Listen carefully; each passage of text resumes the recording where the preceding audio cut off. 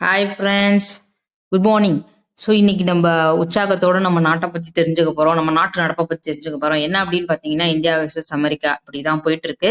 ரெண்டு பேருக்குள்ள லைட்டா கிளாஷ் ஆயிடுச்சு. அதுல இருந்து அவர் ரிவெஞ்ச் எடுத்து என்ன பண்ணிட்டு இருக்காருன்னா, இன்னுமே இந்தியன்ஸை வந்து இங்க வேலைக்கு போடக்கூடாது, எல்லா டாக்ஸையும் ஏத்த போறேன் அப்படின்னு சொல்லிட்டு அவர் ஒரு ரிவெஞ்சா எடுத்துட்டு இருக்காரு. ஏதோ விசாலையும் ஏதோ ரெஸ்ட்ரிக்ஷன்ஸ் எல்லாம் நிறைய கொண்டு வந்து அங்க இருக்கவங்க எல்லாம் துரத்துற மாதிரி, இந்தியன்ஸை துரத்துற மாதிரி வேலை பண்ணிட்டு இருக்காரு. அப்பெல்லாம் பண்றதுனால இந்தியாவுக்கு தாங்க பெருமையாயிடுச்சு. நல்ல விஷயம் நடந்துச்சுன்னு பாத்தீங்கன்னா, இப்ப வந்து இவர் இப்படி டாக்ஸ் ஏத்துறதுனால மத்த நாடுகள்லாம் வந்து இவருக்கு கை கொடுக்க வந்துட்டாங்க.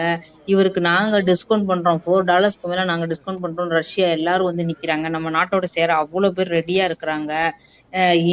அமெரிக்காலே ட்ரம்ப்பை வந்து கழுவி ஊத்துறாங்க. ஏன் இந்தியாவை மிஸ் பண்ணீங்கன்னு சொல்றாங்க. இந்தியாவில் உள்ள பிளஸ் எல்லாம் அவங்க லிஸ்ட் அவுட் பண்றாங்க. ஏன் வந்து அமெரிக்கா வந்து இந்தியாவை பார்த்து பயப்படுது அப்படின்னு எல்லா விஷயங்களும் சொல்லி நம்மள மெருகேத்தி விட்டாங்க. இனிமே நமக்கு ஜெயம்